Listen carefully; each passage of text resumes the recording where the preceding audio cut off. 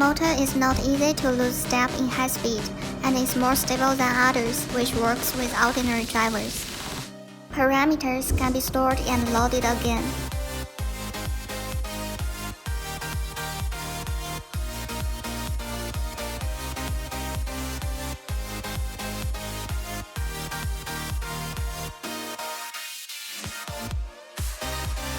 Compared with version 1, the new control chip of version 2 provides users with more chance to DIY. Also, we add an N10 interface on the closed-loop driver.